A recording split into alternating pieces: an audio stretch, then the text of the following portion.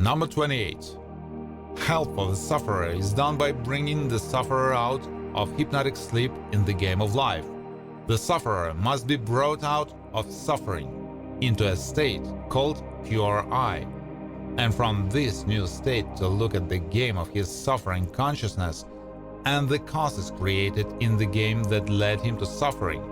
As a rule, the only cause of suffering is too much player in the game and too much self-identification with the game. In simple words, you are too much in your game.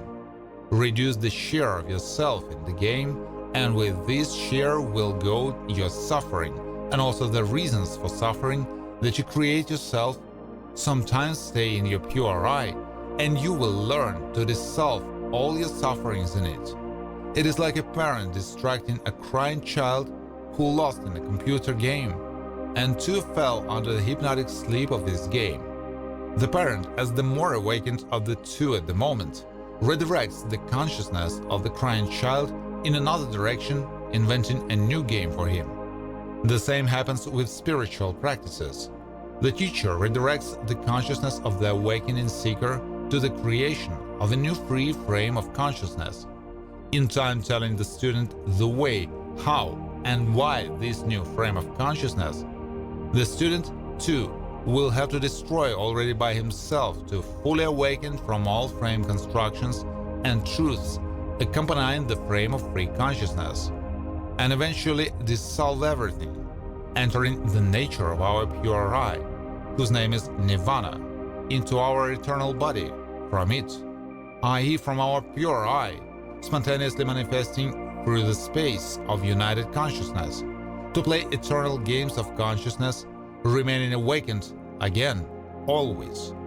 So our pure I, falling under the power of hypnotic game dreams of our unified consciousness, plays the game with itself called not self. With time, after playing, it awakens again to the one pure I. So the eternal pure I, playing with myself in the game called not I, creates the whole eternal game of existence, where our pure I, the only player in itself, plays with countless players, whose name is not I. The game begins from the moment in consciousness, when the single pure I wants to see the second, to suffer and to rejoice, to love and to hate.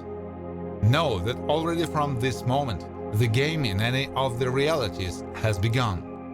Therefore, the state that can be called Mahasiddha in the third state, from which the pure I plays games, the hypnotic dreams of the games of the consciousness of all existence, cannot subdue and stain the pure I of Mahasiddha.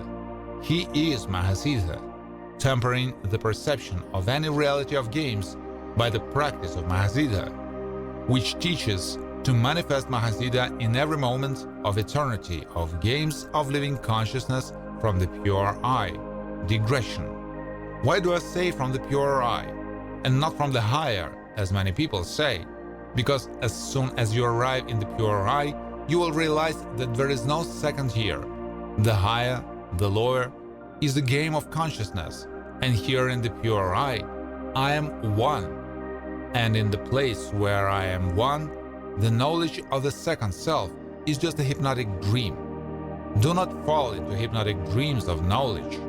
Dreams of knowledge are illusions that our pure I brings to itself when it decides to play games with itself.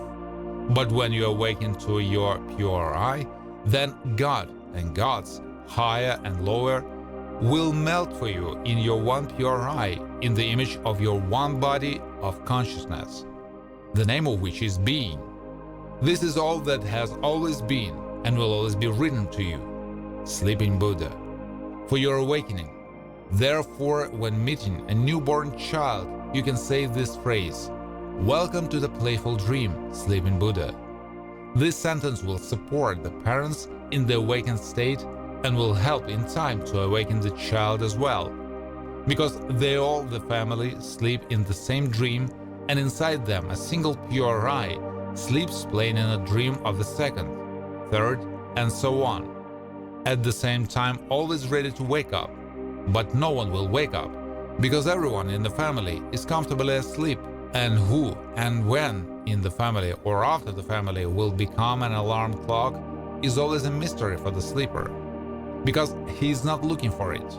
But someday the shackles of sleep will begin to break, and the deep sleeper will begin to look for an alarm clock, and in time will wake up the others with the help of the sounds of pure knowledge which he will absorb from the teachers, or they, pure knowledges, will come to him from the depths of his pure self, and will no longer let him sleep, bringing his sleeper to full awakening, opening eternal horizons of new adventures in the unified self, where all fetters and walls in consciousness will melt away, and full freedom of self-expression in his united eternity will open up. And fetters and prisons in consciousness, he will leave the awakened ones to the sleeping ones. They are not yet ready for full freedom, an eternal miracle. But their time will come soon. When a child has played, the time usually comes. Do not judge children for playing too cruel games in their sleep. Inside all of them, there is a sleeping God playing in the form of a child, whose name is our One Pure I, or Nirvana. When you wake up, then you will understand everything. Wake up soon, sleeping Buddhas.